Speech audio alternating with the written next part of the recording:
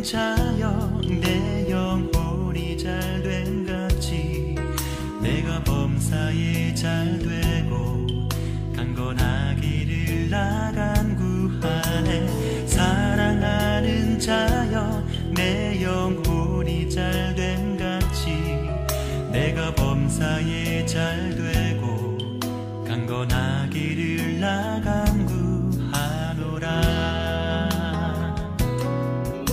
주의 그 사랑 안에서 그대를 보내사 만나게 하시고 교제케 하시며 하나 되게 하신 나의 주님 참 감사합니다. 이런 소중한 그대를 바라보며 나 고백하고픈 말 너무 소중한 그대를 축복하며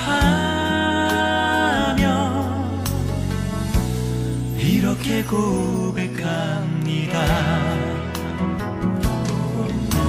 사랑하는 자여 내 영혼이 잘된 같이 내가 범사에 잘되고 강건하기를 나간 구하네. 사랑하는 자여 내 영혼이 잘된. 이 새벽을 함께 하시는 여러분을 사랑하고 축복합니다. 오늘 말씀은 베드로전서 2장 4절에서 12절까지의 말씀입니다. 말씀 잘 읽으셨나요? 우리는 어제 영적 성장, 신앙의 성장을 위해서 말씀을 사모해야 된다는 것을 깨달았습니다. 말씀, 사랑을 사모하는 사람은요, 속사람의 모든 악을 버리고 깨끗하게 하고 청소해야 하고 그 심령, 마음을 하나님의 말씀으로 채워 놓아야 함도 예수님께서 말씀하신 예화를 통해서도 깨닫게 되었죠. 그러니 이제부터 우리는 속사람, 심령, 마음을 하나님의 말씀으로 채우는 일에 부지런히 해야 합니다. 그러니까 부지런해진다는 것은 또 다른 말로는 영적 성장을 위해 우리가 수고를 아끼지 않는다라고 말할 수 있는 것입니다. 자, 이제 그 이후에 4절 이후로부터 베드로 사도는 보배로운 산돌이신 예수 그리스도에게 나올 것을 촉구합니다. 4절 5절 세 번역본입니다. 사람에게는 버림을 받았으나 하나님에게는 선택된 보배로운 산돌이신 예수께 나오십시오. 여러분도 산돌처럼 영적인 집을 짓는 데 쓰이도록 하십시오. 거기서 여러분은 예수 그리스도를 통해 하나님이 기쁘게 받으실 영적 제사를 드릴 거룩한 제사장이 될 것입니다. 예수님은 사람들에게 버림받았습니다. 배척을 당하셨죠. 사람들은 예수님을 그리스도로 인정하지 않았고 지금도 인정하지 않는 사람들이 참 많죠. 이처럼 사람은 메시아를 기다리면서도 오신 메시아 예수 그리스도를 부인하면서 영접하지 않았습니다.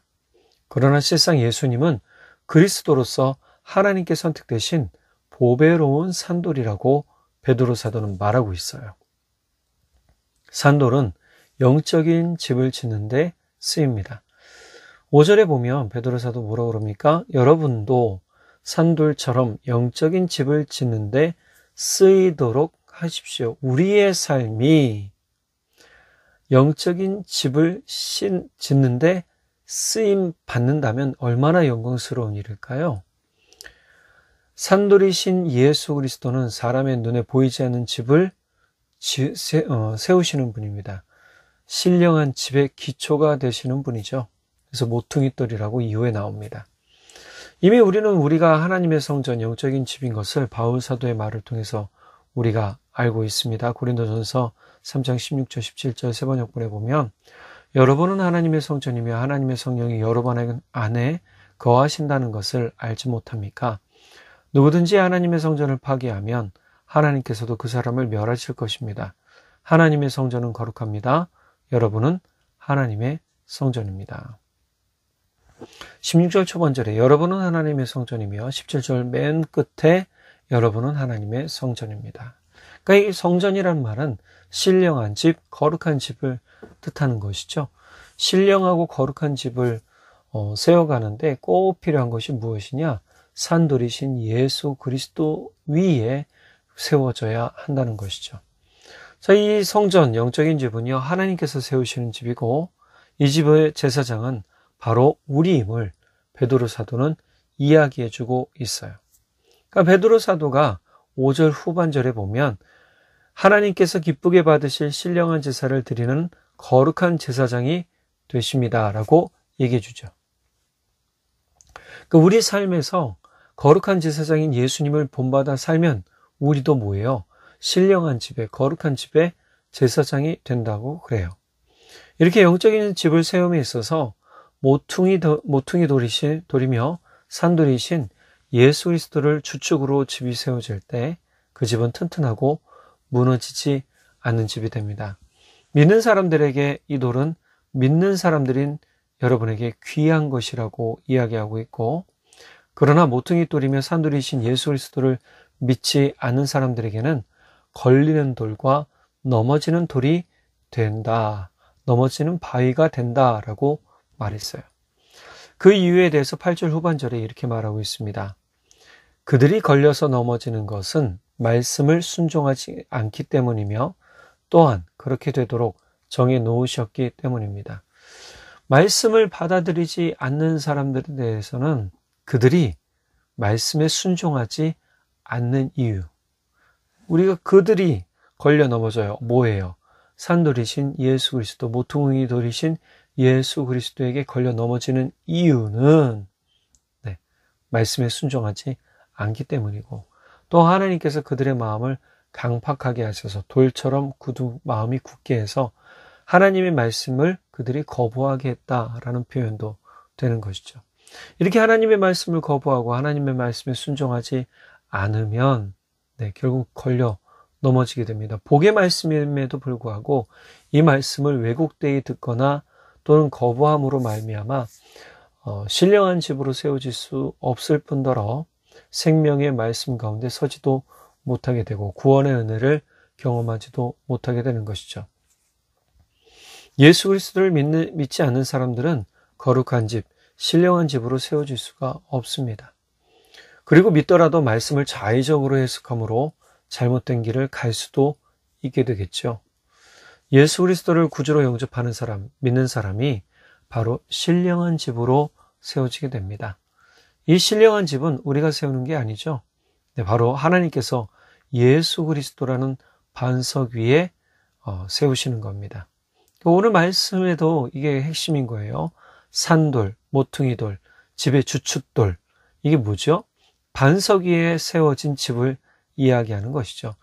이것은 베드로가 이미 예수님께서 말씀하신, 약속하신 말씀을 깨달으며 이것이 예수님이 얼마나 중요한 반석인지를 베드로 자신이 알게 되었기 때문일 수도 있습니다. 마태복음 7장 24절 25절 세 번역본입니다. 그러므로 내 말을 듣고 그대로 행하는 사람은 반석 위에다 자기 집을 지은 슬기로운 사람과 같다고 할 것이다. 비가 내리고 홍수가 나고 바람이 불어서 그 집에 들이쳤지만 무너지지 않았다. 그 집을 반석 위에 세웠기 때문이다. 반석 위에 세운 집이라는 의미가 너무너무 귀한 것이죠. 자기 집을 지은 슬기로운 사람, 어디 위에요? 반석 위에요. 그리고 무너지지 않는 집, 그 집은 반석 위에 세웠기 때문이에요. 예수님이 산돌이시며 주춧돌이시고 모퉁이돌이시라는 것은 사람들이 이미 버렸지만 그들은 그 돌의 쓰임새를 몰랐잖아요. 지금 거부했잖아요. 그냥 버렸어요. 그런데 하나님은 그 돌을 보배로운 산돌로 만드셔서 그 영적인 집, 신령한 집의 주춧돌과 모퉁이돌이 되게 하시고 그 반석 위에 집을 세운 사람들은요, 무너지지 않는 은혜를 경험하게 되더라는 것이죠. 이렇게 세워진 신령한 집, 즉 성도에게는 다음과 같은 타이틀이 생기게 됩니다. 9절 상반절 10절 세 번역본입니다. 여러분은 택하심을 받은 족속이요 왕과 같은 제사장들이요 거룩한 민족이요 하나님의 소유가 된 백성입니다. 여러분이 전에는 하나님의 백성이 아니었으나 지금은 하나님의 백성이요 전에는 자비를 입지 못한 사람이었으나 지금은 자비를 입은 사람입니다. 앞서 우리가 너무 잘 아는 말씀이죠. 여러분은 택하신 족속, 왕같은 제사장, 거룩한 민족, 하나님의 소유된 백성, 10절에 더불어 뭐예요? 지금은 하나님의 백성이요 지금은 자비를 입은 사람이다 라고 얘기를 하고 있죠.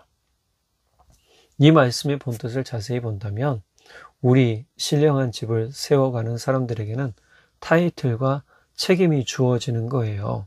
이 말은 뭐냐 하면 우리가 거룩한 하나님이 택하신 사람이 되어서 하나님께서 예수 그리스도를 제사장으로 세우셨듯 우리도 그 임무를 잘 감당해야 되고 또 우리가 거룩함의 모습을 가지고 하나님의 소유된 백성으로 그 삶을 드러낼 필요성이 있는 것을 이야기하고 있는 것이죠. 이미 거룩함에 대한 요청과 요구는 1장에서 말씀을 나눴습니다. 그러니까 우리가 거룩한 삶을 산다는 것은 하나님께서 기뻐하실 만한 삶이 무엇인지를 우리 삶으로 드러내는 것이죠. 자, 이렇게 하신 이유가 있어요. 이렇게 우리를 타이틀을 막 붙이시고 세우시고 높이시는 이유가 있죠. 뭐예요? 9절 하반절입니다. 세번역본 여러분을 어둠에서 불러내어 자기의 놀라운 빛 가운데로 인도하신 분의 업적을 여러분이 선포하는 것입니다. 자, 이렇게 우리를 불러서 타이틀을 주시고 세우신 목적, 거룩한 집, 성도로, 교회로, 공동체로 세우시는 목적은 뭐냐면 우리를 어두운 데서 불러내어 자기의 빛 가운데로 인도하신 분의 업적을 여러분이 선포하는 겁니다. 우리가 구원받았잖아요. 하나님의 빛으로 구원받았고 죄사함 받았고 이것을 베드로 사도가 이미 앞에서 이야기했단 말이에요. 그것을 더불어 지금 이야기하고 있는 거죠. 자, 그렇게 더불어 이야기하는 부분에서 뭐라고 그럽니까? 이 은혜를, 우리가 받은 은혜를 세상 가운데 선포하는 겁니다. 전하라는 것이죠. 자, 이 일을 위해서 우리가 우리 삶에서 몇 가지 좀 주의해야 될 것, 우리가 각성하고 좀 깨우쳐야 될 것이 있습니다. 첫 번째, 영혼을 거슬러 싸우는 육체적 정욕을 멀리해야 합니다. 이 영혼을 거슬러 싸우는 육체적 정욕이라는 말이 로마서에서 하고 있는 말씀이죠. 로마서 8장 5절에서 8절 현대인의 성경입니다. 육신을 따라 사는 사람은 육신의 일을 생각하지만 성령님을 따라 사는 사람은 성령님의 일을 생각합니다. 육적인 생각은 죽음을 뜻하고 영적인 생각은 생명과 평안을 뜻합니다. 육적인 사람은 하나님의 법에 복종하지도 않고 또 복종할 수도 없기 때문에 하나님과 원수가 되고 맙니다. 육신의 지배를 받는 사람은 하나님을 기쁘시게 할 수 없습니다. 이 말씀이 너무 중요합니다. 11절에 보면 뭐라고 그래요? 나그네와 거류민 같은 여러분에게 권합니다. 이미 베드로 사도는 지금 계속 나그네, 우리의 삶이 나그네라고 얘기를 하잖아요. 나그네로서 우리가 어떠한 마음으로 이 땅 가운데서 살아야 되는가? 하나님의 뜻과 하나님의 마음을 살펴서 우리가 영적인 일과 상반되는 거슬러 싸우는 육체적 정욕을 멀리해야 되더라. 바울 사도도 로마서에서 이야기하잖아요. 육신을 따라 사는 사람이 아니라 나중에 9절 넘어가면 성령을 따라 사는 삶이 되어야 된다라고 얘기를 하고 있어요. 우리가 성령을 따라 사는 것이 영적인 일을 하는 거예요. 또한 이것이 우리의 영혼을 살리고 우리의 영혼을 회복시키는 일이 되는 것이죠. 자, 이 말씀이 그래서 우리에게 중요합니다. 우리가 많은 사람들에게 주의 복음을 전하려면 먼저는 우리의 삶에서 우리가 영적인 사람이라는 것을 잘 보여줘야 돼요. 자, 그리고 두 번째, 베드로 사도가 무엇을 이야기합니까? 12절 상반절, 여러분은 이방 사람 가운데서 행실을 바르게 하십시오. 이방 사람 가운데서 행실을 바르게 하라고 합니다. 자, 이방이라는 것은 다른 나라 사람들. 어떻게 보면 지금은 우리가 현대 국내에서도 있지만 믿지 않는 사람들이라는 범주로 봐야 될 것 같아요. 믿지 않는 사람들에게 우리 믿는 자들의 행실이 바르게 되어 있어야 돼요. 말과 행동, 우리 마음, 우리 생각 딱 잡아놔야 되겠죠. 성령을 통해서 딱 잡아놔야 돼요. 묶어놔야 됩니다. 자, 이럴 때 어떻게 우리가 바른 행실이 무엇인지를 알게 된단 말이에요. 우리가 옳은 것과 그런 것을 구분할 줄 아는 지식이 생긴다고 그랬잖아요. 자, 이것을 통해서 우리가 바른 길을 어떻게 가야 될지를 알게 된단 말이에요. 그러니까 사람들한테 우리의 삶이 보여지게 되는데, 보여지는 모습이 결코 바른 삶이 아니라면 하나님이 기뻐하실 삶은 아닌 거죠. 우리가 반면에 진짜 하나님의 말씀을, 도덕적인 것을 더 넘어서서 영적인 부분까지도 우리의 삶을 바른 길로 행하도록 주의하고 노력한다면 그것은 하나님이 기뻐하실 만한 것이라는 겁니다. 그래서 1장에서 내가 거룩하니 너희도 거룩하라는 말씀을 인용하며 베드로 사도가 성도들을, 또 교회가 거룩해야 함을 촉구하는 이유가 여기에 있는 거예요. 12절 하반절 세 번역본입니다. 그렇게 해야 그들은 여러분들로 악을 행하는 자라고 욕하다가도 여러분의 바른 행위를 보고 하나님께서 찾아오시는 날에 하나님께 영광을 돌릴 것입니다. 우리의 행동, 행실을 보고 우리의 말을 보고 어떻게 해요?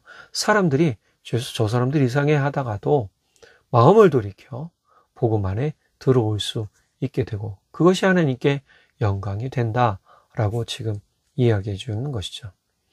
자, 이처럼 신령한 집으로 세워진 성도들이 많으면 많을수록 교회는 신령한 교회, 거룩한 교회가 되어져 갑니다. 우리 삶을 산돌이신 예수께 두고 살길 바랍니다.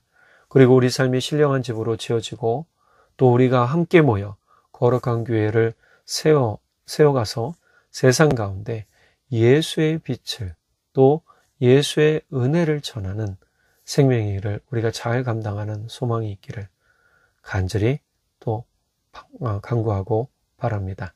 기도하겠습니다. 사랑해 주님, 참 감사합니다.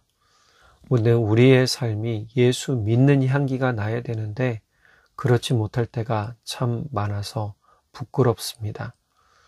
주님, 우리가 매일매일 매 순간순간마다 예수 믿는 향기가 나도록 성령 하나님, 우리에게 지식을, 지혜를 더해 주십시오. 그래서 우리의 삶에서 예수 향기가 드러나 예수 향기로 말미암아 많은 사람들이 주님께로 돌아오고 또 하나님이 영광 받으시는 놀라운 일들이 우리의 삶을 통해 일어날 수 있도록 주님, 우리 삶을 주께 드리는 은혜가 있기 원합니다.